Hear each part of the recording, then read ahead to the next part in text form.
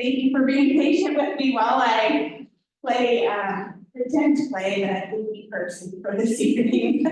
I'm Angie Martin. I'm the Executive Director of the Skamania County Chamber of Commerce, and I want to welcome you to our candidates forum this evening. The Skamania County Chamber of Commerce is a nonpartisan organization. We do not endorse candidates. The focus of our advocacy efforts are to support business growth and development and to promote a business-friendly environment. So that would be the focus of this evening's forum. Questions for the candidates were submitted in advance, and they were vetted by the Chamber's Government Affairs Council. We had great participation, lots of folks submitting questions. We tried to consolidate light questions, but unfortunately we were not able to ask all questions that were submitted. Before we get started, I would like to acknowledge our current elected officials in the room. So if you are an elected official, please stand up.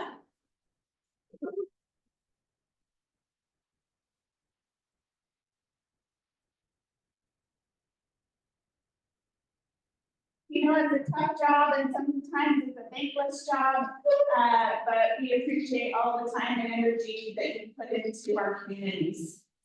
With that, I'd like to turn it over to our moderator for this evening. This is the Mayor of the City of Stevenson, Scott Anderson.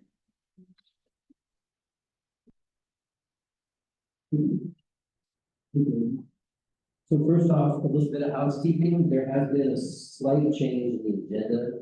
The candidate for Congressional District 3 will go first, and we'll just move everybody down from there. This is the perfect time to silence yourself. Let's just say. All right, so I want to go over quickly how the format is going to be, and then we'll get started. So candidates will be introduced by the name as it appears on the ballot. The order of the candidates will be in order, and then how they are coming up. The order of the ballot, the order of the candidates with respect to questions and answers will be in the order they're listed on the ballot, and then all for who will respond to each question first. There are some candidates here that are running unopposed, and they'll be invited at the top of the order to come and give a 4-minute statement, and then they can be on their way. They'll stick around. And so first off, each candidate will be provided 2 minutes to do an opening statement. There'll be 4 questions. Each candidate will have 1 minute to answer the question. So like I said, the first respondent will rotate each question. If the respondent, for all candidates started the question, then I may follow up with some additional questions. Each candidate will get an additional 30 seconds to answer those questions. Each question will relate to one subject only, and the forum sponsor will be present for candidates to answer the questions posed. So I will be asking all questions. Candidates will not ask direct questions of each other. These questions have not been disclosed to the candidates prior to the forum, and the public will not be allowed to ask questions. The candidates are not allowed to interrupt each other or talk during, and there's a lot of time while they're answering. Candidates will refrain from leveling accusations, charges of attack of personal nature, or that are irrelevant to the office or issues pertaining to the office. Candidates are also asked to not answer questions with what their opponent has or has not done while in office or not. We would really like to hear what your policies are going to be, not the faults you find with your opponent's policies. There is a challenge opportunity this time around. So in lieu of a rebuttal, each candidate will be given 1 challenge card. These are already up here at the table. At the conclusion of any question, a candidate will use their challenge card to take issue with something the other candidate has stated in their response. The challenging candidate has 30 seconds to state the challenge. The challenged candidate will get 30 seconds to respond. Each candidate gets only 1 challenge card. If the candidates have not used their challenge card, they will be given an additional 30 seconds at the end of the 4 questions for additional comment. Time limits are the statements and the follow-up will be strictly enforced. The timekeeper has been provided by the chamber. The timekeeper sits right up here in the front row. When there is 30 seconds left to speak, there will be a yellow paddle, see the yellow paddle. That's the 30-second warning. And then when you're out of line, the red tile will come out. I'm sure that you have all been going through these types of format and type of question and answer before. In case you haven't done it in this format, 1 minute is not very long. Figure out your response and formulate your answer within 1 minute. All right, I think we are ready to begin. So like I said, I'd like to introduce and bring up our unopposed candidates. First up, we have Kevin Waters running for state rep position 1.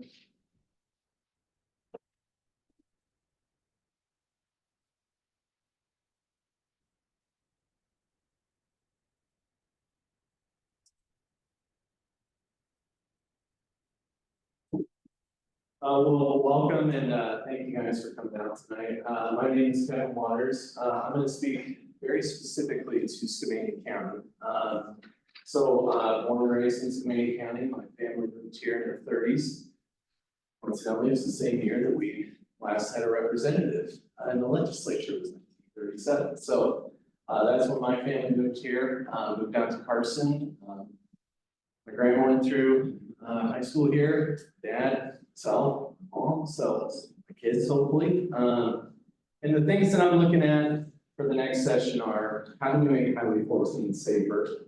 I think I have a really, really good bill that's going to go in the next session. Basically eliminating truck traffic if you are not delivering within the area that we're going to put it on 14. But it's going to be helpful to truckers. I promise you that. I'm looking at Jerry and I'm looking at some others who have trucks and who are concerned about truck traffic on 14, putting their own trucks. But it's very important that we look at 14. They're not putting the money into it, the resources into it, the damage that's being taken. And I want to make sure that deliveries are safe in Skamania County, but also that we're making sure that our truckers who shouldn't be on Highway 14, the double-decker car buses that have no business being on 14, can go on 84, pay the taxes, do the weigh station. So that's something I'm looking at tackling next year.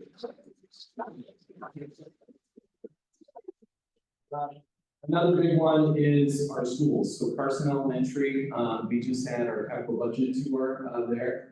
We had the chair commit to putting heating and HVAC in Carson Elementary sometime in the next year, so the next 365 days. We have to get the budget passed, we have to do the right things, but we're going to continue to advocate for Carson Elementary. We're going to go school by school. We have to put in HVAC, heating, because our kids are not going to go to a school that doesn't have heating and cooling. So that's one big thing that we're going to tackle. The other thing, just rattling off stuff that I'm working on for Skamania County is we got a capital budget request for $750,000 from the school to be able to put a new high school roof on, and then the other remaining, that was about $500,000. The other $250,000 we were able to put into fencing for security around the high school. So we were able to up our security for the high school. Big deal. Really proud of that. Really proud of working with the district on that. And then I won't take up the whole time, but you know, kind of the elephant in the room for everybody is the #1 carbon emitter in the state is forest fires. What do we have to do to get forest fire and carbon reduction down? And one of the things that we're all working on, that I have been tirelessly working on, is how do we, in an environmentally friendly way, do fire reduction, do fire mitigation, and get that revenue back to this county. And I'll leave you with this. This is not made up fallacy. This is not a conspiracy. But the money that is generated from the state off the county trust land goes to fund South Puget Sound schools. It just does. I went to Seattle, I saw it myself. Then I saw the timber that was being built in that school that was from Skamania County. It's there. What do we have to do to get that funding, when it's logged in Skamania County, back to Skamania? And that's something that we're working on. So, yeah, thank you.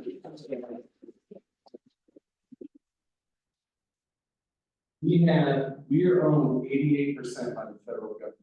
10% of that is the state. So 98% of this county is owned by the state or the feds. We do not have a partner on either the state or the federal side when it comes to timber issues. And we need to bridge that gap. And so I promise you that is one thing I'm working on. I'm working on it in a diligent, bipartisan way.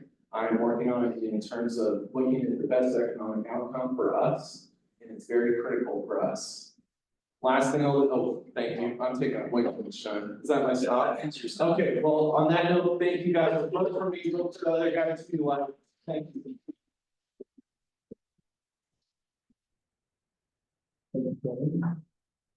So while we are listening to our 4-minute statements from our unopposed candidates, I would say hold your applause till the end, because we do have just a short amount of time, and run out of time. So hold your applause till the end, please, on these 4-minute statements.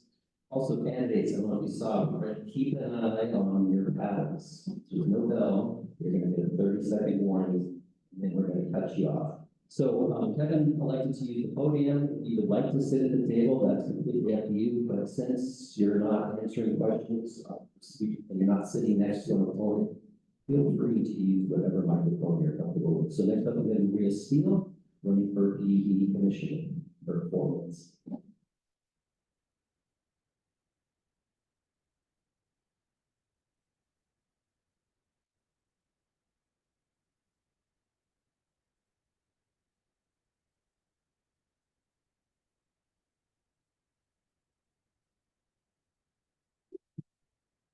It's really a pleasure to be here, and I did not expect after retired from 25 years of federal service, being a public servant, that I would be one again. But I retired in Pacific Northwest Planning Forester, and I was in charge of both Alaska, Montana, Idaho, Oregon, and Washington as the planning forester with the Bureau of Indian Affairs. Once I retired, I will add that I worked here in Stabler back in the 80s. I worked at the nursery, I worked at the experimental forest, and I have a great love for this area, along with doing the Pacific Crest Trail from Mexico to Canada and coming through here. So I really love it here. I've lived here for 16 years, and I got a high electric bill one day, and that got me hooked. And I've been pretty much, you might say, a watchdog for the last 6 years, trying to help businesses and ratepayers understand what the PUD is all about. So with that, I feel that I'm also very qualified. I was raised in a PUD family. I take the numbers, the information that I get from Skamania PUD, and I've done a lot of analysis, I've done a lot of number crunching, and I've come up with ways to both reduce the bills and save the PUD money, reducing the debt trajectory that's been going on, particularly steep lately. So I also firmly believe in the PUD mission, which is to conserve electricity and water for the people, and I will continue to be here for the people and the businesses. Once elected, I will basically be against the demand charges that only belong in an industrial level, like the pulp mill in Carson. They have demand meetings there, that's where they belong. They don't belong in small business, they don't belong in the residential, and high base rates don't belong here either. Because you've got people living in trailers, you've got people who are trying to be conservative, who are even living in maybe a 3-story building, you know, and if they're trying to conserve, they should be rewarded for that. And not be slammed, especially if they're net metering, the credits are taken away every spring. And so I think that there should be incentives, I would have incentives rather than penalties when you're producing your own electricity and you're actually giving some of it back to Skamania County. So I think that there's a whole lot of interest. There's a lot of variation. Some people are developing or trying to get permits. The permits are pretty spendy because there's reasons for that. And I understand the reasons, and I actually support those reasons.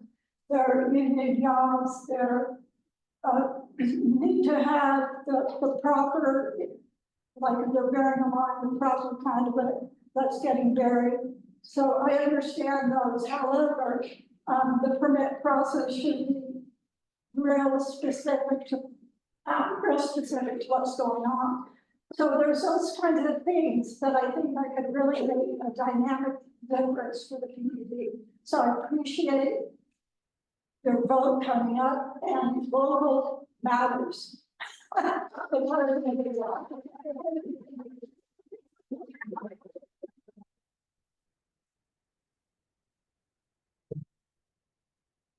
Next up, we have Dan Boyce, also running for PUD Commissioner, unopposed, with 4 minutes in.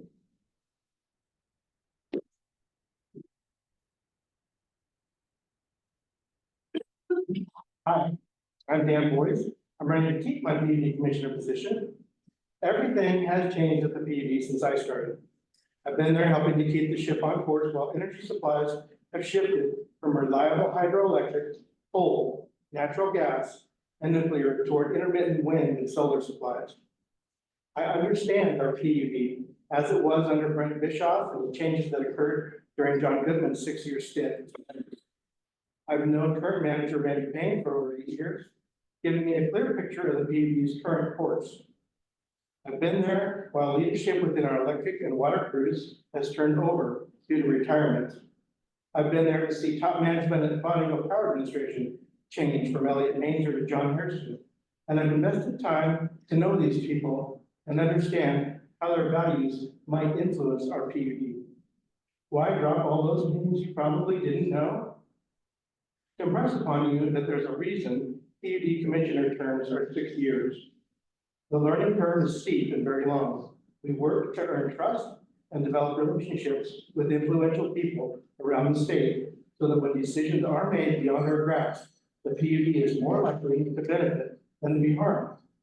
I've learned my way around Olympia and understand what it means to lose Republican Representative Gina Mostrucker and Democrat Senator Tim Shelby at the Capitol due to redistricting and retirement, and what it means to have gained Kevin Waters in Olympia. This speech is tailored to our sponsors here, the Skamania County Chamber of Commerce. It is a very serious thing to gain and lose businesses in our tiny economy.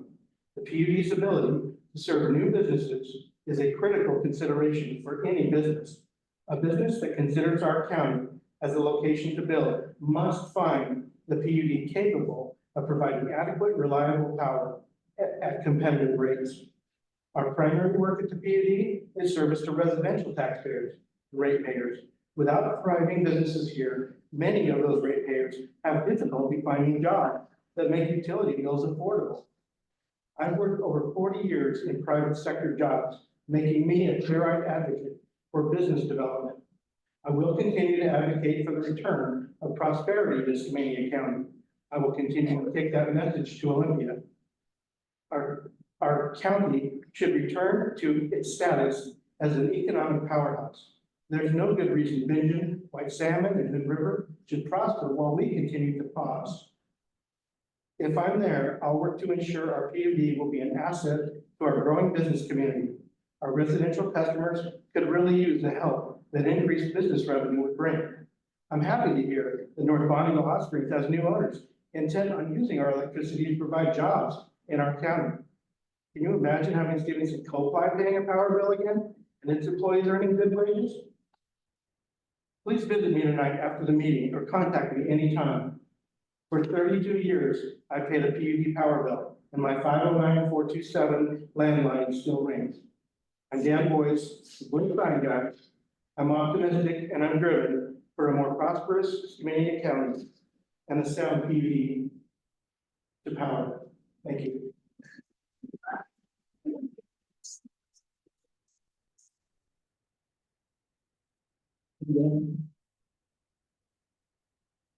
All right, as we were talking about earlier, we're going to jump ahead. We're going to have candidates for Congressional District Number 3. So I'd like to invite candidates Marie Perez and Joe Kansas to come up to the stage, grab whatever seat you want. I'd like to remind candidates, I'm sure that you've been at these forums for a while, and make sure that you get that microphone right up next to your mouth so we can hear you.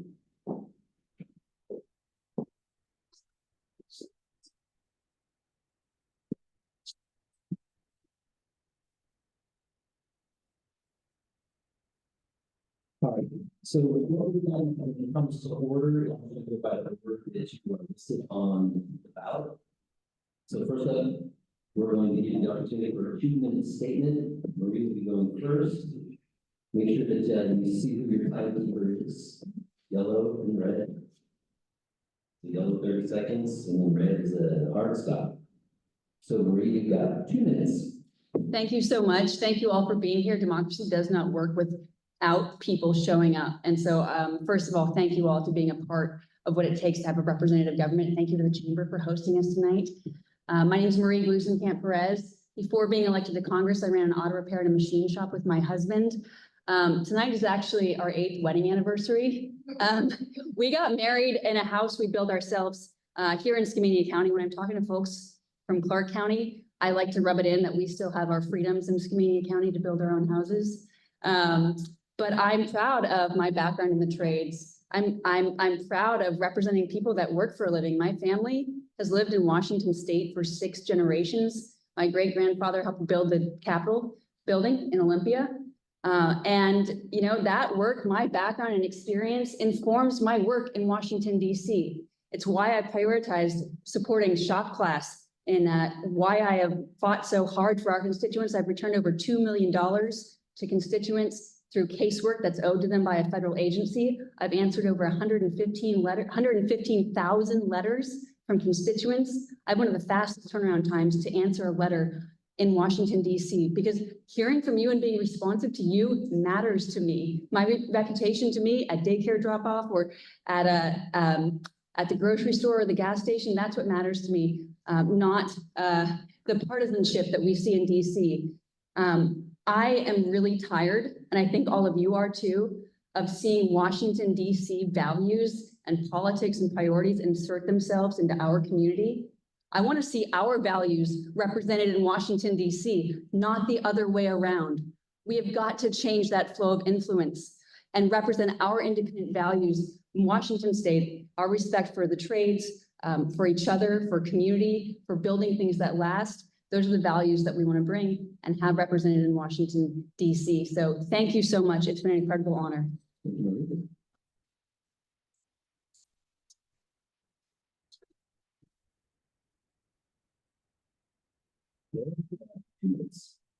All right, well, thank you guys all so much for being here. Thank you to the Chamber for hosting this. Thank you to my opponent for being here as well. So my name is Joe Kent, had the honor of serving our country for a little over 20 years as a Green Beret. Went to combat 11 times for this country. It's the greatest honor of my life. I'm running right now because something that I learned in the military is that the best strategies and the best plans, they didn't come from the generals or the colonels or the people who are in charge. They came from the ground up. And I think we have a big disconnect right now between Washington, D.C. and those of us here on the ground in this district. A glaring example of this, I would say, is the timber industry. The timber industry has been absolutely and totally overregulated by Washington, D.C. And now, as a result, we don't harvest as much timber. People can't earn a living anymore in the forest. And so we have this massive government overregulation. And as a result, we have forest fires every single summer. So we need to get back to actually harvesting timber. We need the Forest Service in the business of clearing out the logging roads and ensuring that those things can get the fire suppression crews to them, and making sure that we actually have fire suppression crews that can do their job as well. We also need to make sure that the Columbia River isn't overregulated by government bureaucracy as well. I think that this works best when we have local control of our natural resources. Another major issue that we have is our wide open southern border. I was just speaking with somebody, a young lady here before we started, and she's talking about the fentanyl that's actually in her schools. Our young people are being deprived of their youth because of this fentanyl that's coming from the wide open southern border. We also have a massive problem with our economy. People are earning basically less money right now because inflation from overspending in Washington, D.C. is robbing them of their hard-earned wages. So I want to go to Washington, D.C., get our budget in order, close down the southern border, stop the flow of fentanyl, and return control of natural resources right back here to Skamania County.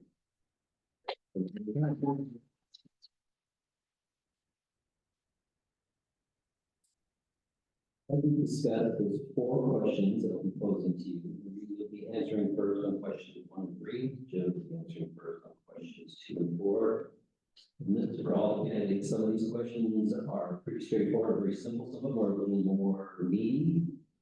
1 minute. So hopefully you think well on your feet, and you are going to be very strict with the time. So, starting with review. What is your number one priority, and how will you work with both sides of the aisle to accomplish it? We have got to get our economy working for the middle class again. The middle class is turning into an endangered species. And I know that the federal government doesn't create jobs, it's small businesses to do that. And we've got to make sure that the regulatory environment, it isn't become a moat protecting big corporations from family businesses. We've got, as somebody that has had OSHA show up in my shop, who experiences the challenges, I know that without respect for the trades, without real work of building the middle class, we're in real trouble right now.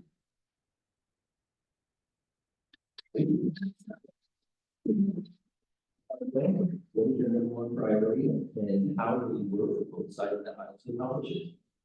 Like, the purpose of the federal government, first and foremost, is to protect our people. We have an open southern border. We've got to get the border shut down. We have to build a wall to stop the flow of fentanyl from coming into the country. And we actually need an immigration policy that serves the people of the United States of America. It was just disclosed just last week, we've had 13,000 murderers convicted in their own country come into our country, released into the interior, 16,000 sex offenders as well. We've got to track these people down and get them out of our country. A close number 2 priority is ending this inflation. That starts with putting Washington, D.C. on a budget, stopping them from printing so much money that it drives up inflation. So those are my top 2 priorities.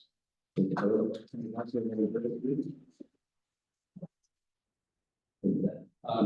forget that you do have the opportunity to play your challenge card. So at the end of each question, if you would like to ask an additional question or challenge your opponent, you feel free to play that at that time. Also, at the end of the 4 questions, if you have not used your challenge card, you have the opportunity for another 30 seconds of comment.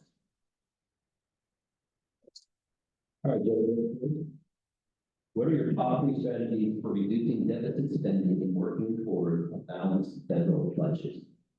It's a great question. So in order to balance the budget, we've got to put a cap on spending. We can't give the executive branch, regardless of who's in the White House, an unlimited amount of money so they can just print more money and have us deal with the inflation. We do that by capping spending. We do that by actually doing individual appropriations bills. No more omnibuses where we jam multiple bills together. No more continuing resolutions.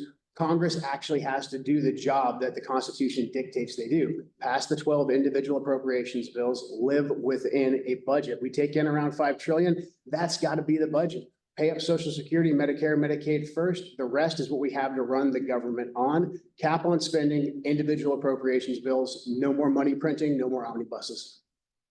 Thank you, Joe. What are the top 3 strategies for reducing deficit spending and working toward a balanced federal budget? I've actually introduced bipartisan legislation with Republican colleague for an amendment for a balanced budget. I'm going to bat for this. I'm working now to ensure that the Congress is living within its means. I'm a small business owner. I would never run my business this way. You would go broke. And I know that I have an accountability to my employees, to my community, to live within my means and have a strong business. We've got to ensure that when we're spending dollars, that we're making investments that last, that we are taking on the big projects, building the infrastructure that our small businesses rely on. It's critical that we are developing our workforce and respect for the trades when we're doing that. That we are spending our money wisely, getting shop class back in junior high, ensuring that our small businesses compete on a level playing field, and fighting, the kinds of capture that prevent farmers from fixing their own tractors, or that have made it so that I can't replace a light bulb and a headlight anymore for $3. Now at the shop, I've got to do the whole headlight assembly for $700.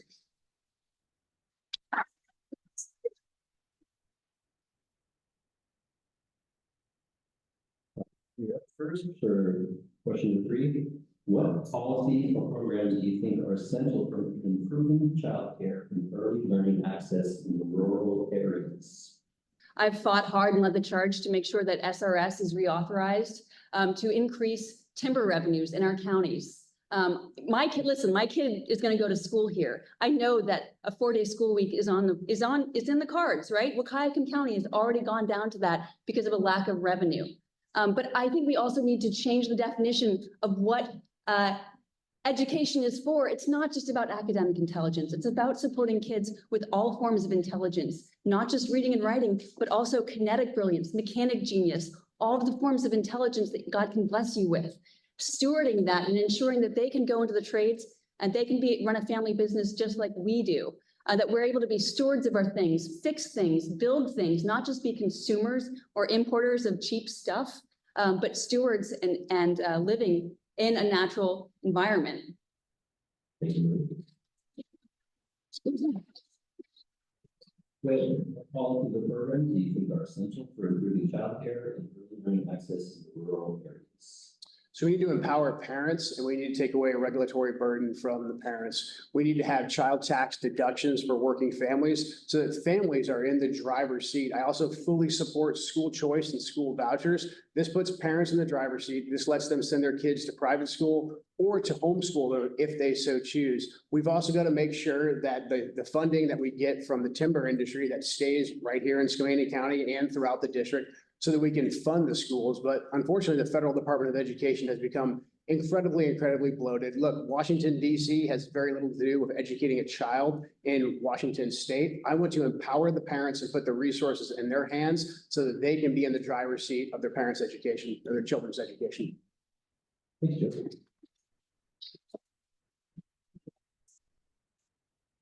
Okay, you're up first.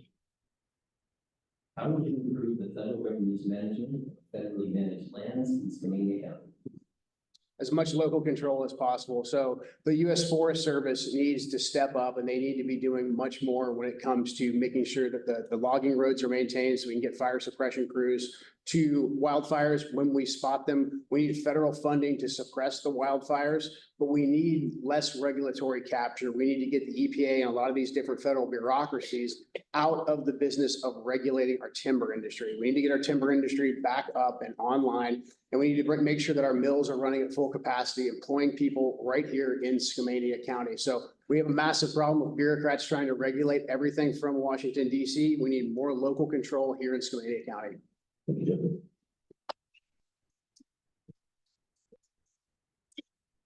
How would you improve the federal government's management of federally managed lands in Skamania County? I'm really proud that one of the first things I did as an elected member of Congress was fight to finally get the Wind River conveyance site done. That was a top priority for me when I was elected. The other day, I stood up in committee and I held up a 40-year-old typewritten page that was older than me, where the Army Corps says that they wanted to surplus some land in North Bonneville and give it to the port.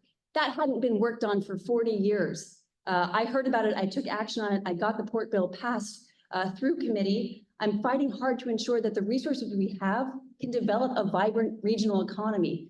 You know, I'm going to fight to bring our federal tax dollars home every chance I get, whether it's the I-5 bridge, bringing home $2 billion, or whether it's making sure that we can have a diverse economy. We don't want to have to be going out to the feds asking for money. We want to harvest our own timber in a sustainable way, not live somewhere that's been turned into a terrarium for weekend visitors, but actually be able to build our own houses out of our own timber ourselves.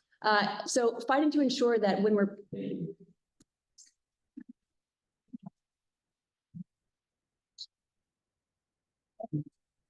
challenge card have been not been played. So I will continue in the order in which you're listed on the ballot and reading 30 seconds.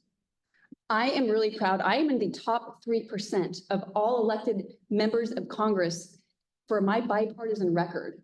I am not here to play partisan football. I'm here to bring our values and have those manifest in action and reflecting utility for my community.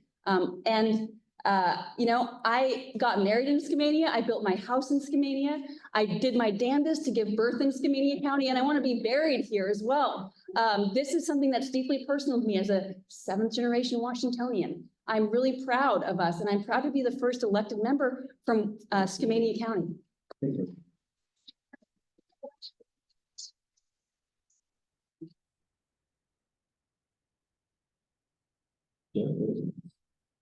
So look, everyone can feel that things are not right now. Our wages are being stolen by this out of control inflation. We can't even secure our border, yet our elected officials in Washington, D.C. are spending trillions and trillions of dollars, sending billions and billions of dollars overseas while we have real needs here in the district. And those needs just simply aren't being met. We've had one party in charge in Washington, DC. We've had one party in charge in Olympia for far too long. We've got to balance the budget.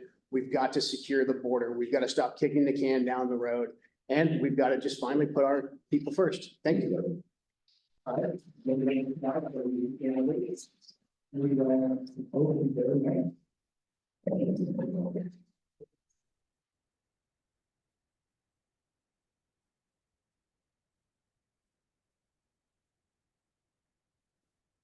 All right, so we'll go back up to the top of the order.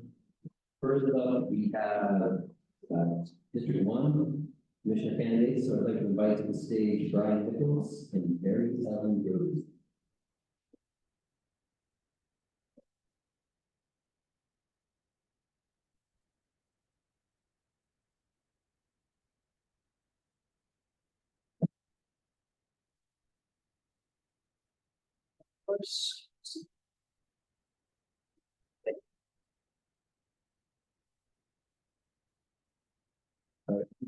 And for the your opening statement. Question, you want to answer first. You have a challenge card. You want to play that. You have 30 seconds to state your challenge. The candidate has 30 seconds to respond. If you have not used your challenge card, you have an additional 30 seconds for comment at the end. You will be going in the order that you are listed on the ballot. So I would like to invite them to begin with this 2 minutes here. Good evening. My name is Brian Nichols. I'm running for County Commissioner for Skamania County District 1. Growing up in Skamania County, I've seen the challenges that we face, and I've seen solutions that work. My wife, Tricia, and I have been married for 29 years. We have 4 children, 3 grandchildren. My family is my greatest blessing. I began serving Skamania County as a volunteer firefighter during my senior year in high school and started with Skamania County EMS shortly after. I worked full-time as a paramedic serving Skamania County up until a few years ago, and I continue to serve as a firefighter in Skamania today. I've been blessed to serve the people of Skamania County who have supported my family for several generations. After finishing my career as a paramedic, I started my own business and learned very quickly the challenges of entrepreneurship. I look forward to exploring and finding new ways to support entrepreneurs and small businesses in Skamania County. I believe that improving our local economy is the greatest challenge we currently face. When my dad graduated from Stevenson High School, we were one of the richest counties in the state. When I graduated from Stevenson High School, we witnessed the beginning of the spotted owl issue that was devastating to the timber industry and crippled our local economy. When my son graduated from Stevenson High School, it was also during a time of financial uncertainty. We need to stop this downward economic trend that is unsustainable for future generations. So what do we need to do to build a strong local economy? We need to prioritize supporting our timber industry while also working to diversify our local economy. We need to support the businesses that are here in Skamania County and recruit new businesses that bring both entry-level and family wage jobs. And we need to partner with our local, state, and federal leaders with common goals in support of Skamania County. Thank you.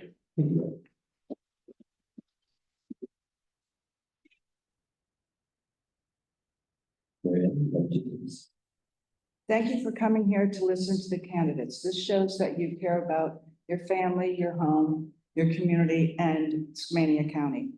The United States of America is a constitutional republic which recognizes its jurisdictional lines. Government exists to protect our unalienable rights. Our unalienable rights start in our home, how we raise our children. Proverbs 22:6 states, train up a child in the way he should go. When he is old, he will not depart from it. We the people need to get back reading, writing, arithmetic, and history in our schools. We do not need to teach CRT, DEI, and LGBTQ. These rights are already given to us by the Declaration of Independence, which states, we hold these truths to be self-evident, that all men are created equal, that they are endowed by their Creator with certain unalienable rights, that among these are life, liberty, and the pursuit of happiness. That to secure these rights, governments are instituted among men, deriving their just power from the consent of the governed. John Adams said, unalienable rights are antecedent to all earthly government, rights that cannot be repealed or restrained by human law. Rights derived from the great legislature of the universe. I promise to listen to the people, promote conversation, and serve the county with fairness and integrity. Integrity is the true heart of leadership. Without integrity, a leader lacks honesty, honor, and ethics. Proverbs 10:9 states, "The righteous who walk in his integrity walk securely."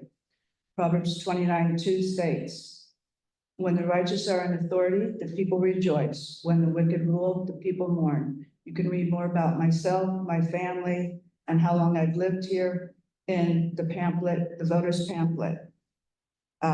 Thank you all for coming tonight to listen to all of us.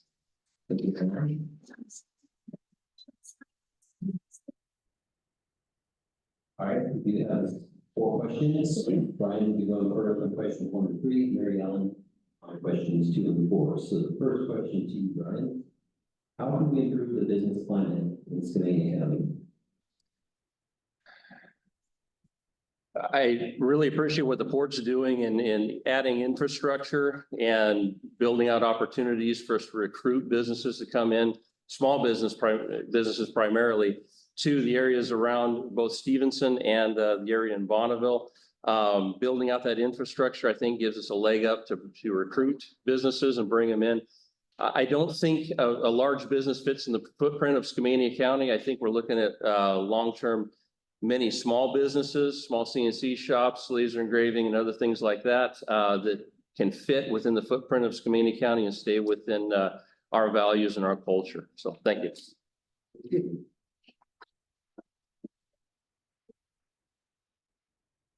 Mary Ellen, how can we improve business climate in Skamania County? We can improve the business climate by lowering the cost of permits for small businesses or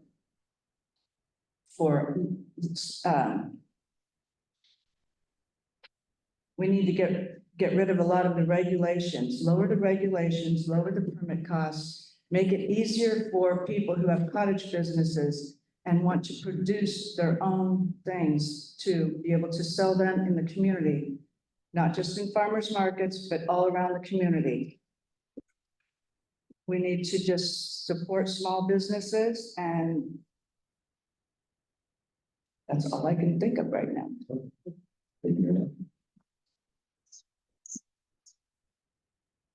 And first, a question to you. What policy or programs do you think are essential for improving childcare and early learning access? I think we should allow churches to have childcare in their churches. And also we need to lower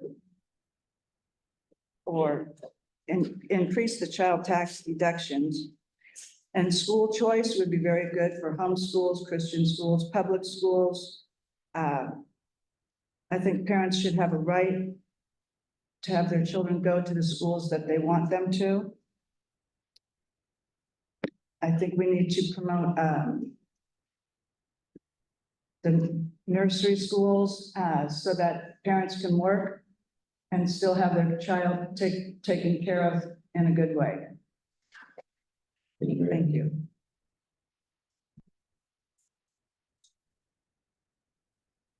Right.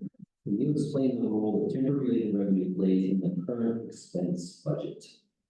I believe timber revenue is a big source of revenue for Skamania County. We need to make sure that we maintain that. I know DNR has done a great job of supporting our county and cutting timber in a sustainable manner and funding, helping with funding in that manner. I think we need to work a little bit more with the Forest Service, try and get them to do more and continue with that. But timber is vital to Skamania County. It's vital not just for harvest, but maintaining the mills, the jobs within the county that they are in part of the mill, and all of the businesses that are downstream of that as well. So timber is vital to the economic survival of Skamania County. Thank you.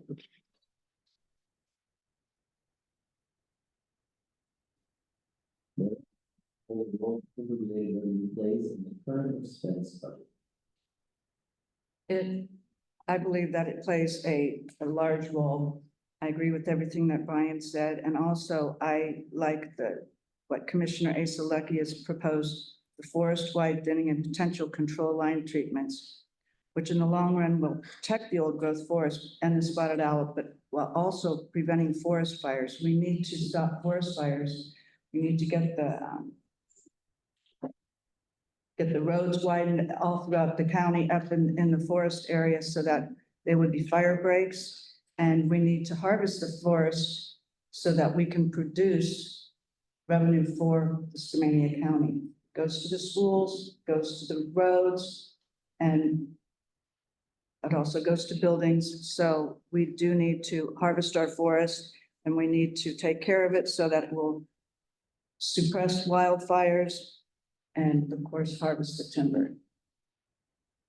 Thank you, Mary Ellen.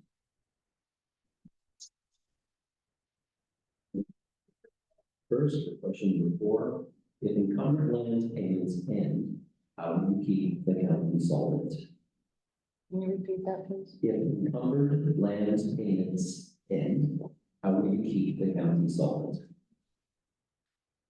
Oh, I'm sorry, I will look into that. That is a very good question, but I don't know the answer to it right now.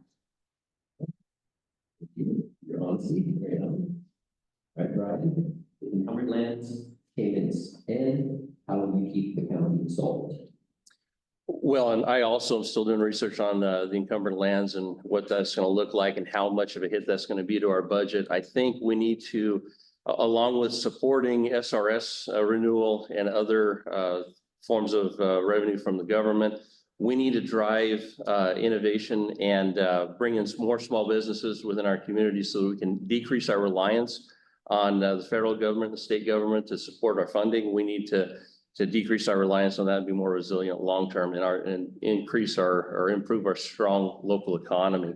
So as far as finding specific numbers to offset what that loss is going to be, I don't have those numbers today, but it's top of mind going forward. So thank you.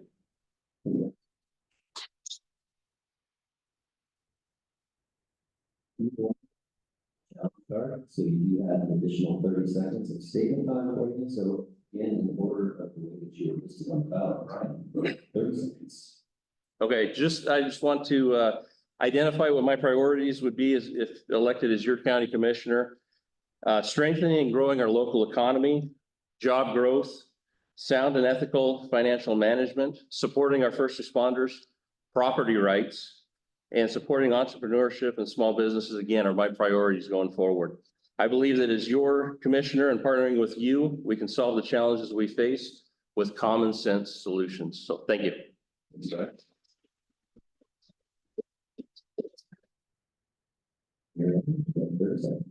There are many issues affecting Skamania County residents. Not enough sheriff deputies to enforce the laws, and especially the traffic laws of people speeding, wildfires, lack of revenue to provide for the many needs of the county. I've been talking with many of the people by knocking on doors and meeting with our elected officials and trying to find solutions for these. One of them is that proposed forest-wide thinning and potential control line. Thank you, Mary Ellen. Okay. All right. So we're going to go on to the continuing. Please join us in the regular. Not very long. Next up, we have candidates for County Commission District 2. So I would like to invite Mary Carr and Rob Ferris to come up to the stage.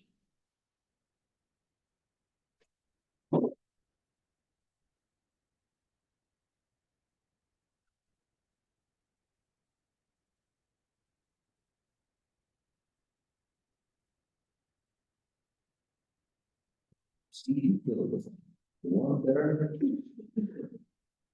Just a reminder to make sure that you keep the microphone nice and close to your mouth. So everyone can hear you all the way in the back.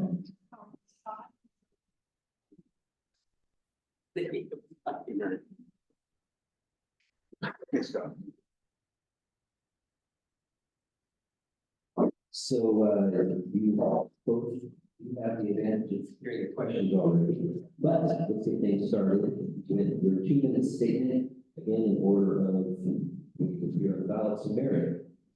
2-minute statement. Thank you all very much for coming. It is great to see our community engaged and getting to know the candidates. My name is Mary Rapar. I've lived here for 34 years. I came here by mistake. My brother lived in Battleground and I took the wrong road. And here we are today, 34 years later. I love my community. I'm very involved with my community. Your commissioners appointed me to the Area on Aging and Disabilities Southwest, and we got the cook to be full-time here, and our seniors now, we got money for that. I have also been appointed to the, let me see, to the Homeless Housing Council by the commissioners.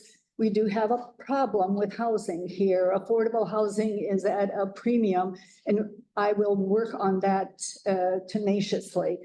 I am the past president of the Washington State Association of Boundary Review Boards, and I'm the president of the Grange. I am also the secretary for the Lions Club, and I'm on the Healthy Skamania Advisory Group. This gives me, these organizations all give me insight into our community and what's going on in our community. I am a 15-year veteran of the United States Air Force Reserve. I retired as a major. I was an operations officer. I worked overseas mainly, and I also worked as a executive officer and a planning officer. So I think I'm ready for this job, and I hope that you will elect me. Thank you very much. Thank you, Mary.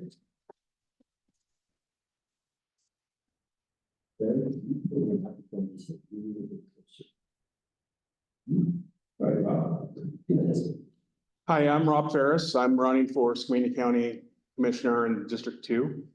A little bit about me. I'm a third-generation Skamania County resident. I moved here when I was 3. My mom is from here. She brought my dad to the area where he still works as a heavy equipment mechanic at WKO. We've talked about timber industry quite a bit tonight already. And as you know, I'm from a timber family, so that really hits home.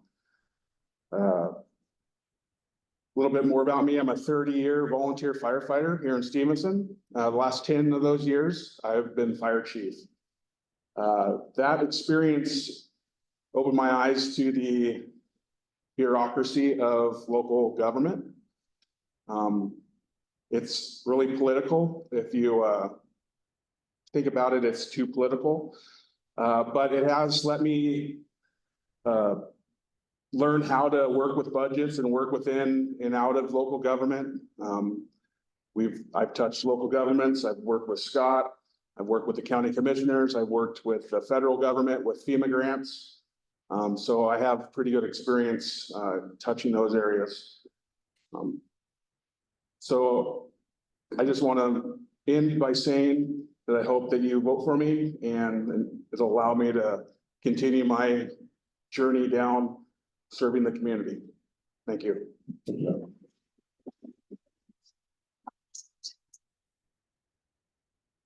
So again, 3 more questions. We told the answer, the order that you will answer will be based on the way that you appear on the ballot.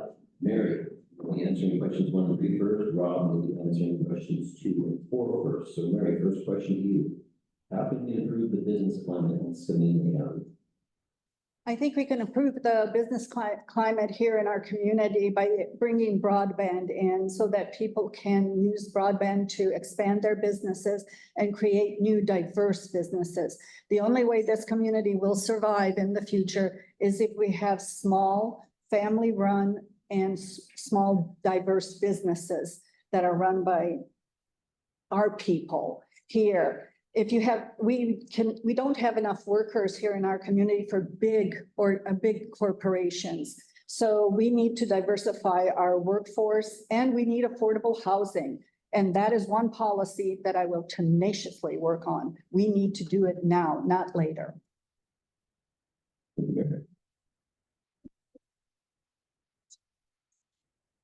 Rob, how can we improve the business climate in Skamania County?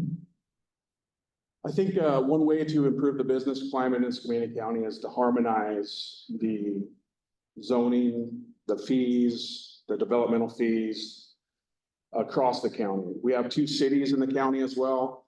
And basically those are their own separate governments and they have their own separate structures. A lot of the things I've seen in the past is the cities are fighting the county inadvertently. It's not something that's purposely done. But I think if we take a little bit of time to reach across the doorways into the cities and make sure that we all are on the same page as far as fee structures, zoning, and have one message to be able to bring new business into the county. Thank you.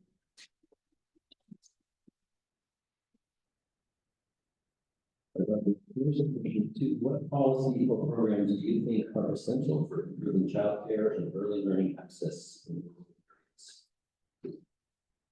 So I saw this firsthand. I had the luxury of helping raise my nephew from birth to the age of 11. And healthcare was a problem. There wasn't very much availability around. So when he did get into healthcare, or not healthcare, when he did get into childcare, he was stuck in a big group that had one teacher and it was a mess. So I think from the little bit of feedback that I've gotten, it sounds like the state likes to change their rules sometimes weekly. I think we should reach up to the state level and try to get that policies and procedures stabilized and then move on from there. Thank you.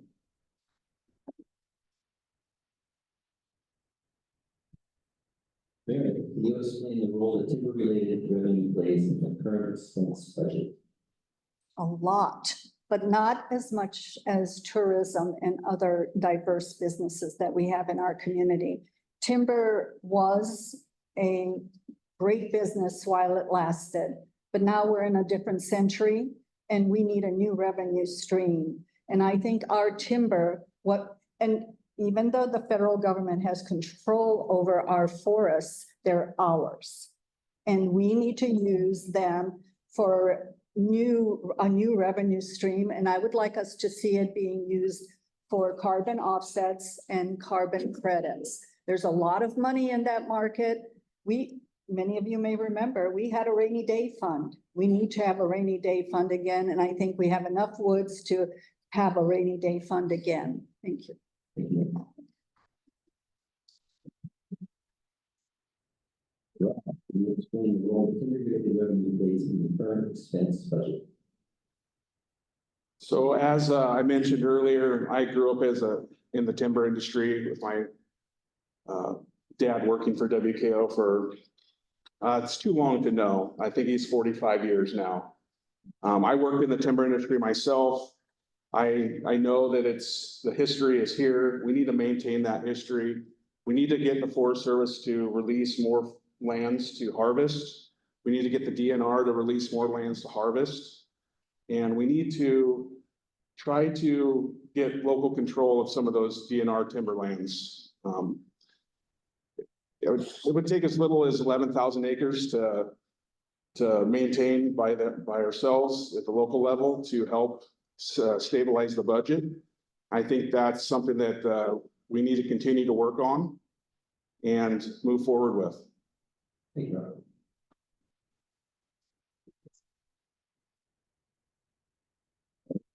If encumbered lands payments end, how will you keep the county solvent? Is that for me? That's what we're doing, Rob first. Encumbered timberlands make up about $1 million of the budget. It comes from the governor's budget. It needs to be passed in 2025. I really don't know what we would do if we lost $1 million in our budget. There would definitely be some cuts in services. We would have to get creative to maintain the essential services. And it's just something that I don't think anybody is really ready for. It's one of the reasons why I threw my name in the hat to try to bring different perspectives to find a solution to keep our county solvent. Thank you.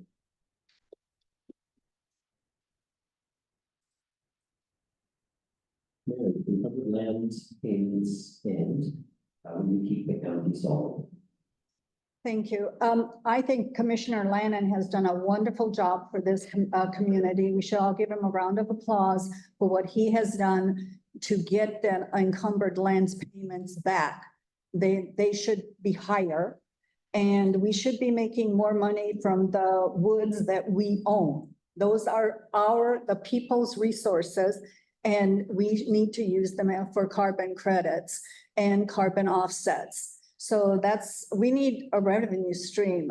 The timber industry is not going to expand here as much as we would wish it to. So we need to start looking for something more creative. And I think carbon credits and carbon offsets and encumbered lands payments and working with Marie on those issues will help our community to be strong in the future.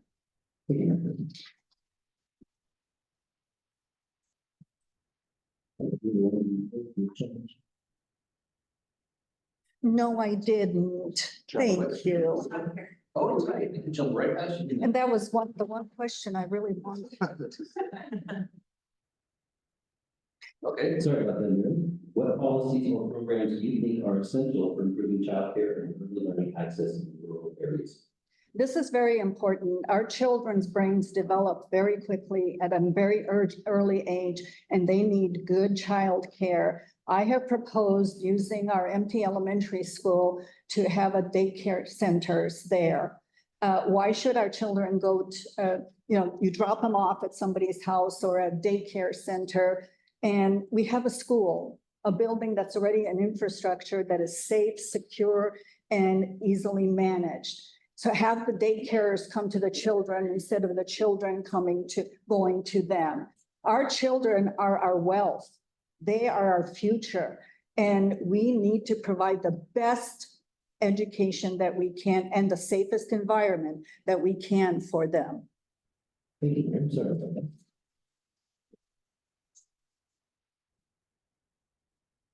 Now you each have the opportunity for another 30 seconds. Mary, you can go first. We have a great community, but we have issues here too. We need affordable housing. To get affordable housing, policies have to change. The market doesn't care that we care. We have to make up the policies that will make development make affordable housing, and we have to keep it affordable for 100 years.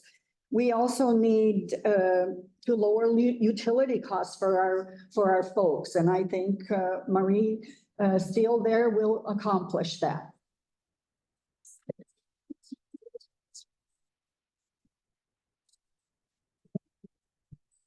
All right, I just want to thank everybody for coming out tonight on a Tuesday.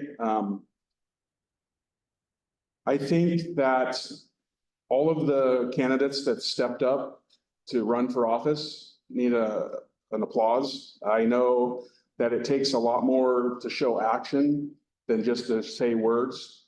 So on that note, my name is Rob Ferris, and I hope you vote for me for County Commissioner District 2. Thank you, Rob. Okay, you want to pick that up?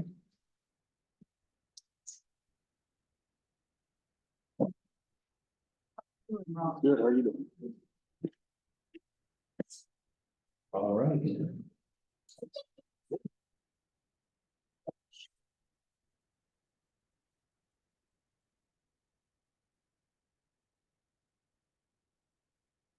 All right, up next, we have candidate for State Rapid Division 2, so I'd like to invite to the stage Terry Niles and David Stevie.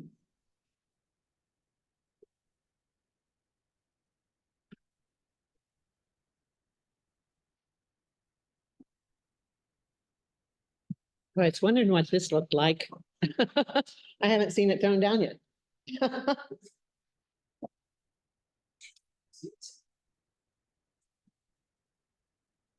Very how you doing? Good, how are you? Tonight. Maybe I should keep that microphone nice and close so you can hear you all over the You are listed first on the ballots. So you are up first with your 2 minute statement.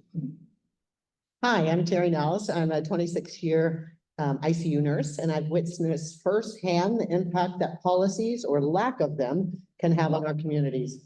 Whether it's addiction or mental health treatment, lack of affordable accessible housing, childcare, and healthcare, I've experienced and seen the real life consequences of our system's gaps, and I'm running to bring real solutions to the table. I'm a mother, grandmother, and proud union member. As a single working mother, I know what it's like to work multiple jobs, attend school, and raise a family, sometimes making tough decisions around paying my rent or putting food on the table. I'm not a sales and marketing expert. I don't have a corporate background. I'm a working class candidate. These lived experiences give me a unique perspective to write meaningful legislation that addresses the real challenges people in the district face every day. I'm running to be a voice for everyday people in this district and ensure that our government works for us, not special interests.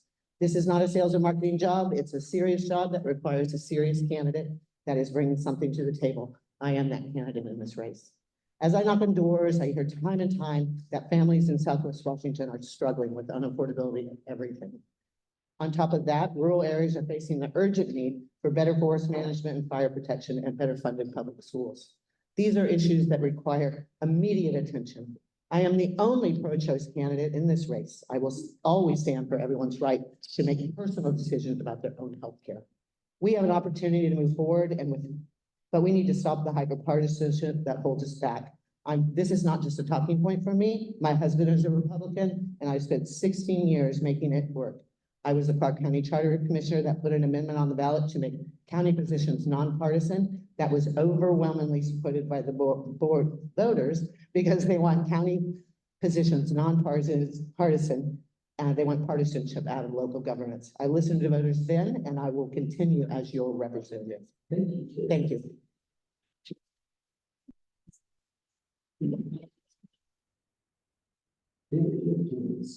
All right. Well, first off, thanks so much for being here tonight. It means you care. You guys want to participate, so really proud of you for being a part of the solution. My name is David Stevie. I'm running for the 17th District, Position 2. My background, Marine Corps 30 years, retired Marine Colonel, current mayor of Washougal, Washington. Also did healthcare, leadership, management. So I've been around and I've always been in service, and it just doesn't stop. Once you have that calling, and I've taken a lot of oaths in my life, starting from Boy Scouts to the Marine Corps to being the mayor. I really care about our community, and being the mayor of Washougal, I've seen so much. I've seen some great things happen, and good people make great things happen. They're part of the solution. And what I want to do is go beyond the city of Washougal, because I work with all the mayors and we get together, we talk about our issues that we have, and they're all the same. It's all about the community. And my biggest passion is bringing people together and solving solutions. I've done that my whole career, and I want to continue doing that and providing the answers to problems. There's so much that's going on right now that I'm almost embarrassed. I mean, I've led troops in the battle and didn't come home with all of them, and you never recover from that. But I care about what they fought for, what they paid that ultimate sacrifice for. And it's kind of my responsibility. I take that on, that I want to solve problems. I want to bring people together. We hear all this dissatisfaction and we hear all this discontent going back and forth, and I'm tired of that. We're Americans. Thank you.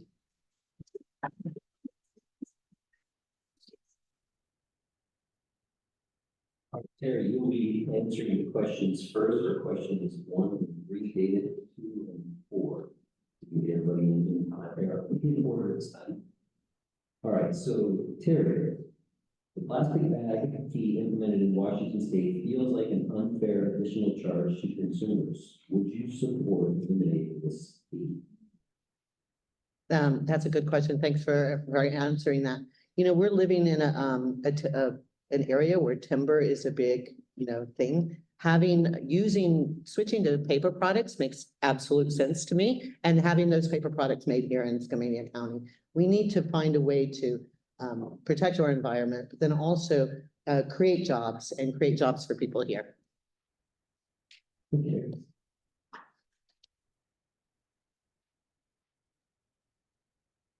David, the pilot IP implemented in Washington State feels like an unfair additional charge to consumers. Would you support this?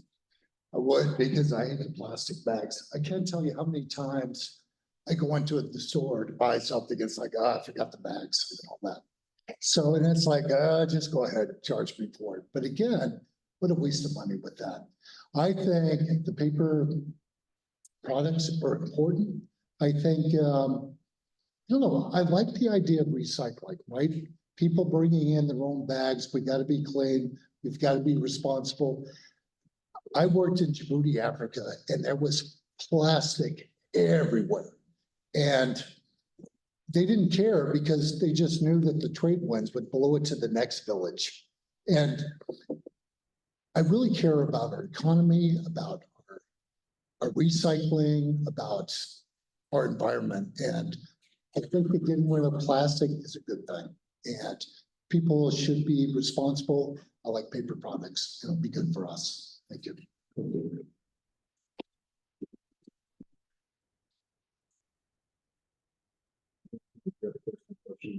What policies or programs do you think are essential for improving childcare and early learning access in rural areas?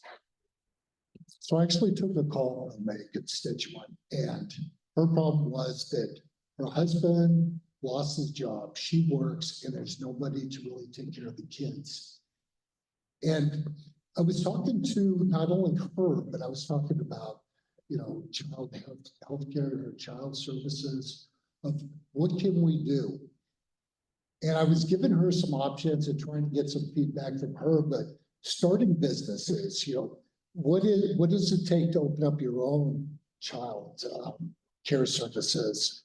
And really it's going to be talking to people about, what are the solutions? I'm going to tell you right now, I'm going to be learning a lot up in Olympia, but I'm going to be asking the subject experts out there, how can we solve these type of problems? And I want to listen, and then I want to make the common sense answers on how to do that.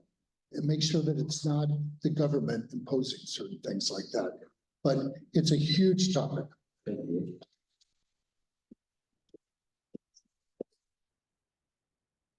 So Washington is facing a childcare crisis, and that's in our rural communities and our urban communities alike. Parents are struggling to find and afford reliable care options, and are many faced with choosing between safe care for the kids or leaving the workforce. That's an economic issue. I think Washington loses $3.5 billion a year in lost economic wages when people decide not to go back to work and leave the workforce. 30% of parents report leaving the workforce because of the lack of childcare.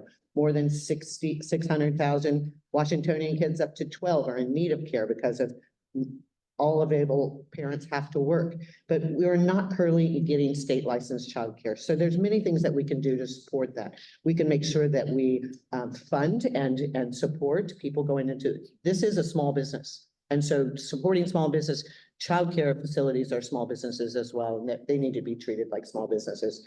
And so we need to fully fund them, and we need to support them, and we need to help them with startups. Thank you, Truth. Here we are first in question 3. There seems to be a movement to end encumbered land payments. Are you in favor or against continuing encumbered land designations in Washington? Why? Why not? So I'll be quite honest with you. I wasn't really particularly, knowledgeable about the issue, but I loved listening to the candidates here tonight just to inform me. That's the kind of people, and listening to council members in Skamania County will always be a way for me to decide on legislation, whether and how it affects them.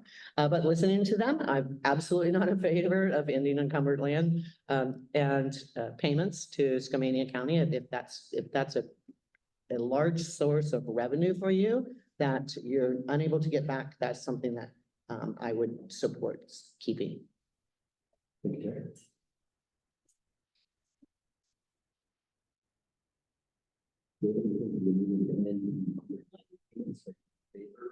is continuing the outer lands designation in Washington. Why or why? So I also got an education tonight, and Rob, $1 million is a lot of money to go away. And so it's important to keep that, but there's always change out there, and you always have to stay one step ahead. So I would fight to keep that. But also, we got to be prepared for the next step and the next stage. And what does that mean? And that's going to be talking to, again, the subject matter experts on what can we do to bring in revenue? What can we do to offset some of that?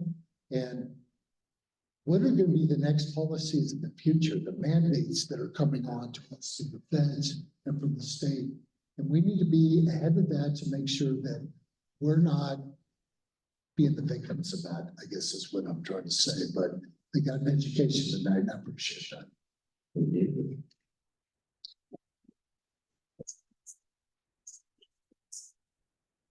If you're up first on question number 4, how can we improve the business climate in Washington State? So as the mayor of Washington, there's a lot of issues that I'm trying to work with. First thing starts off with our kids. Our kids are our future. And so it's making sure that they get the right education, that they get the education to not only, go off to college, which everybody thinks, oh, that's the way to do it. That's the trade schools. In Washougal, we have a school there. It's the Excalibur that teaches them alternative things, the cooking, the food carts, the other alternatives that can be their passion.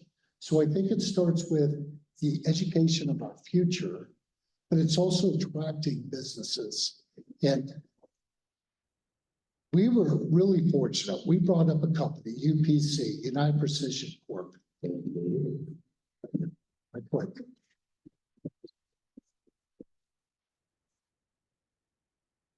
There, how can we improve the business climate in Washington State?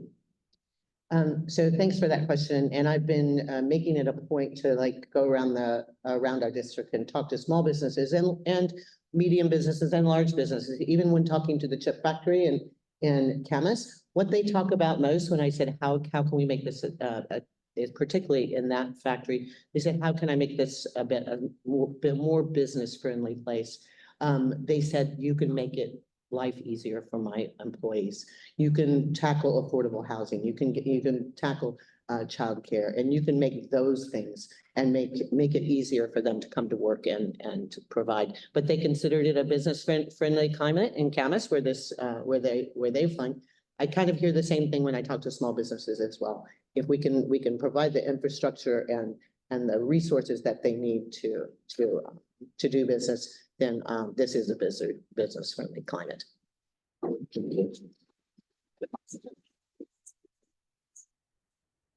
Jennifer, so Terry, you have an additional 30 seconds to comment. Oh, okay. So we are facing a healthcare crisis, and of course, being a nurse and healthcare is going to be my thing. I'm going to be working on the healthcare committee. One thing. And then it's also, we have a workforce crisis in healthcare. It's not, we need to look at our crisis of healthcare workers the same way that we are making a point around the country. And when you hear a congresswoman talk about supporting the trades and apprenticeships, we need to do the same thing for young people that want to go into the healthcare field. If anybody's been to an emergency room, then they know that. Thank you, Terry.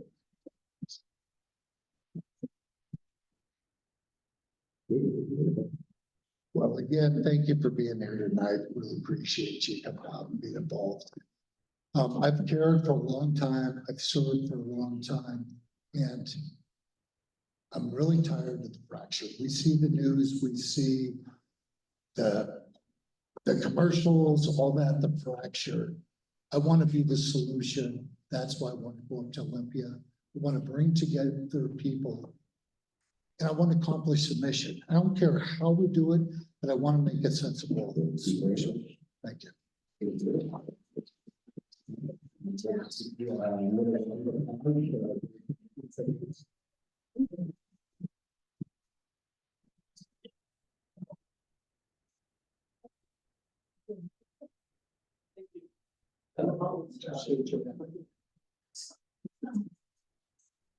All right, we have the last two candidates of the evening coming up for the state senate. I'd like to invite Marla Keeler and Paul Harris to the stage.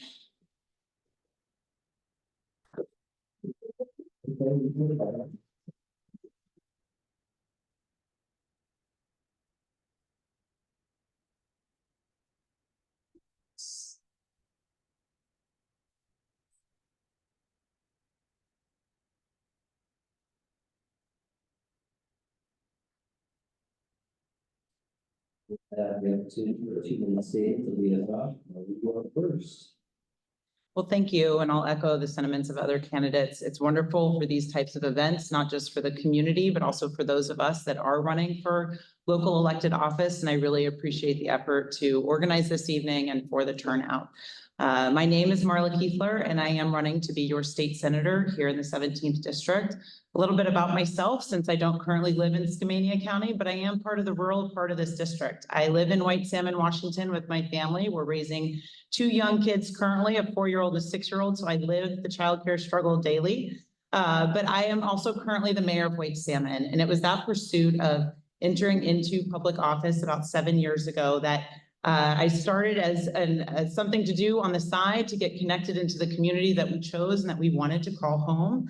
I had grown up in a family of service, a military brat, so I was born here in the Pacific Northwest because of my dad's assignment in the Air Force, and decided to come back here to raise my family. While I didn't go into the military, I've always felt strongly about the role that we all play if we care about our communities, to invest and be a part of it. And that's what I've liked about working as a nonpartisan mayor at the local level to get things done. The most eye-opening experience to me was that, yes, there might be policies that are in place or things adopted at the federal and state level, but if it's not the person that is showing up that day at City Hall or in our local organizations, making sure that those applications are put in, that we are advocating for our projects, that we are ensuring that the services that our community members expect are getting in place, they don't get done.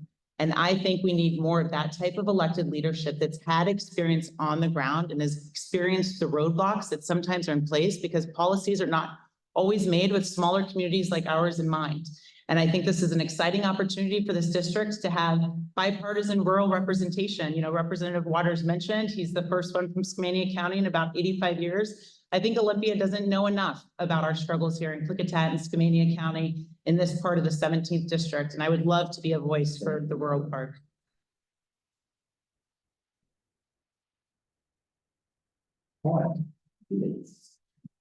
Thank you. My name is Paul Harris, and thank you for being here. I've been your state representative in the 17th district for 14 years. The district has changed a little since I've been elected. I serve with Representative Waters in the House, have for 14 years. I'm a father of 5. I have a son and 4 daughters. I have 9 grandchildren. I live in Clark County, so I drive out here quite often, but I am not a resident literally in Skamania or Klickitat. I've gotten to know you more. I've served in the House again for 14 years, small business owner for 14 years, worked for Miller Paint Company for 14 years. I was vice president of Miller Paint Company, and then formed my own paint company and had that. I serve on the Columbia River Mental Health Board. I have done that for 6 years, and I've served on the Board of Sheriff for 9 years. And Share has a 9-year rule, so this will be the last I will be serving on Share. It will let me go. I have really enjoyed being a legislator. I find it fascinating. There are new issues every time we go into session. And I love being a part-time legislator where I get to come home into my community and find out what the needs are. I served on the Evergreen School Board for 10 years and realized how important education is to all of our kids. The importance it has made in my life, and I think in all of our lives. So it's a great opportunity to serve. I have been the caucus chair in the House Republican caucus, and have had the opportunity of being in House leadership, and really appreciate being here tonight. Thank you, Paul.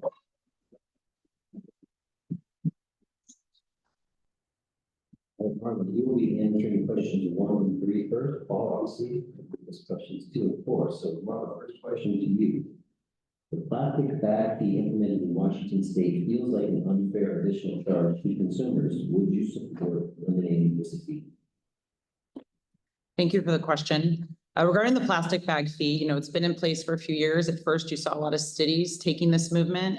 In White Salmon, our city council had initially passed one that was brought forward by the students. I think the first thing that I would say, it's a fee that is already in place. What I'm concerned about is that that is not a fair cost to the businesses. I don't think that the fee that is being charged actually keeps up. And so in that sense, I think it's a fee worth revisiting and if the ban makes sense. But when it wasn't put in place, I think the goal of trying to encourage people to use reusable bags or paper bags was well intentioned. And I think again, that that is overall the way that we need to be encouraging people to be more sustainable and responsible.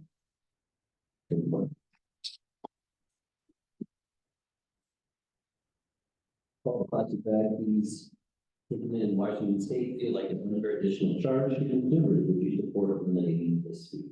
Yeah, voted no on that. Voted no on that bill.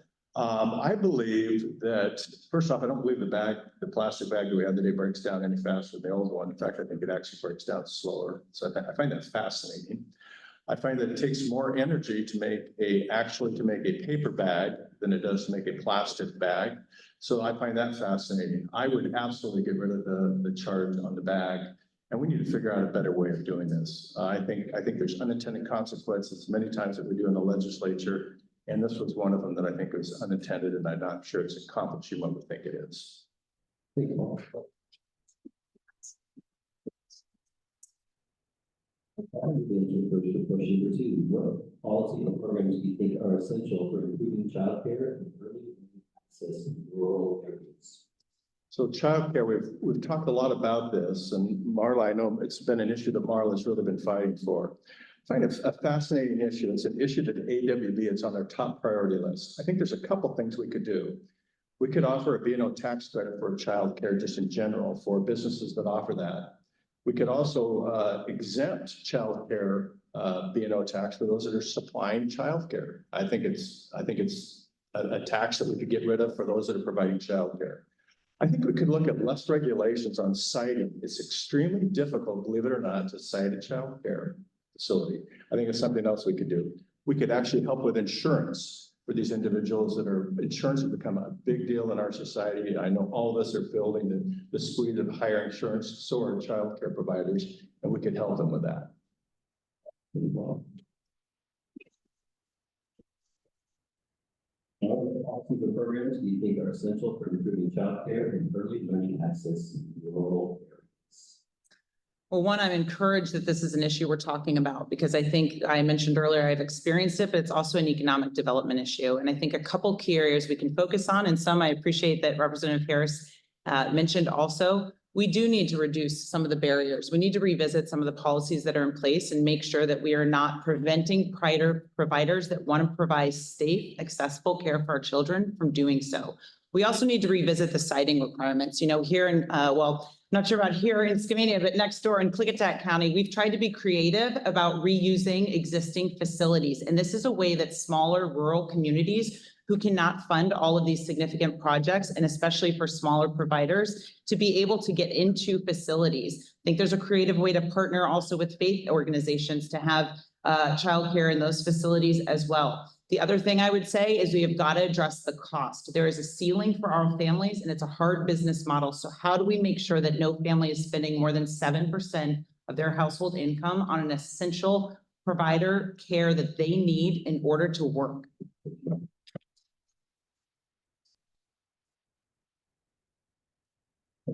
First, with question number 3, there seems to be a movement to end land payments. Are you in favor or against continuing encumbered lands designations in Washington? Why or why not?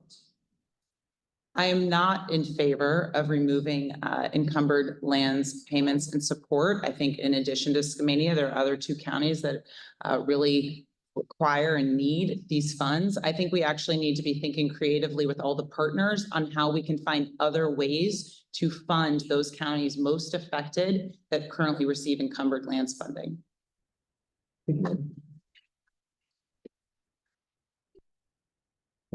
Land payments, are you in favor or against continuing covered lands designations in Washington? Why or why not?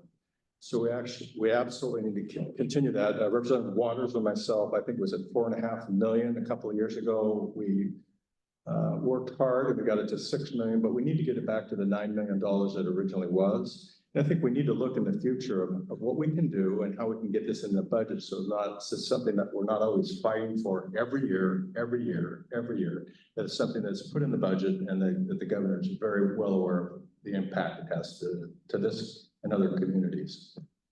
You bet. All your first question for how can we improve the business climate in Washington State? There's several things. I visited this morning Oregon Biotech, and it was really interesting over in Portland. Oregon has an R&D tax credit. We don't have an R&D tax credit. We let it expire in 2017. We need that back again. I ran the microchip tax credit incentive that passed. The threshold for that is $100 million.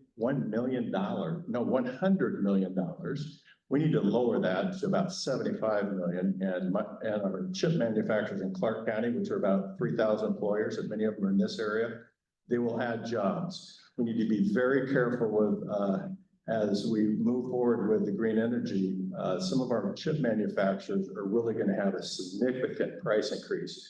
Those individuals price their utility bills run about $1 million a month. So 10% to them is a huge figure. They compete globally, so we need to be very careful as we move forward with the energy and what we're doing. It's going to impact some of our businesses. We just need to be careful.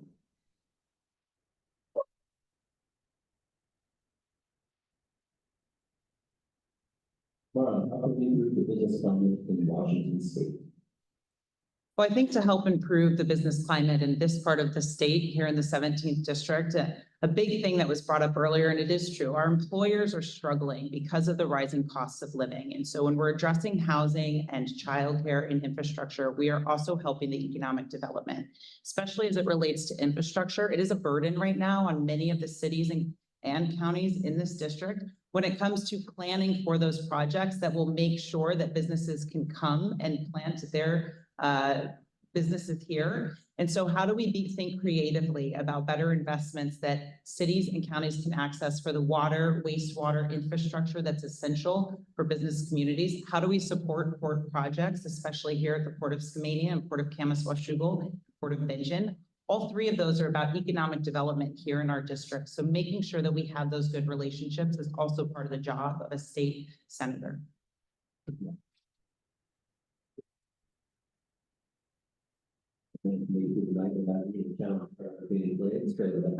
The opportunity of another 30 seconds, Mark. 30 seconds, take it away.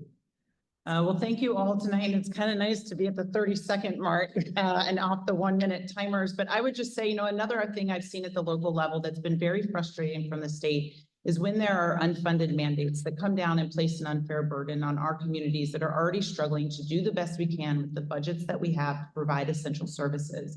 So I will make sure that we no longer see unfunded mandates that can't be supported. I also will be an advocate for how we continue to sustain the small businesses that are essential into our communities, but also in this part of, oh, sorry, done. Bye. Thank you. So I've had the privilege of serving with Representative Waters, and I will continue to work with him on many of your issues. We brought $750,000 to your school for a roof and for other things. We brought $1 million to Underwood for their water system. We have the White Salmon Bridge that we need to deliver on. We have many things. Transportation is going to be a huge issue. Highway 14. We will continue as a delegation to work and to fight for you and to make sure that we get our fair share. Really look forward to working with you some more on that. Thank you, Mark.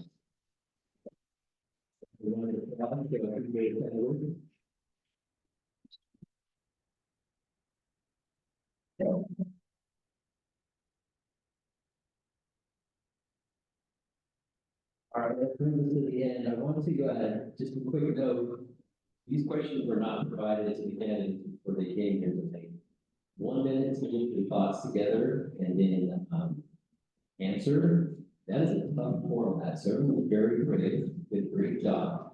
And I get the impression that there were some questions that I'm tickled that there's something just that they didn't know about for the evaluators tonight. So it was great to have some questions and I think we'll walk away with some other things to consider. And as they pointed out, it's great to see all of you here supporting local government. And hopefully you will be able to have a chance to talk with these candidates and get additional information as you see fit. So if you could join me in a round of applause for your candidate.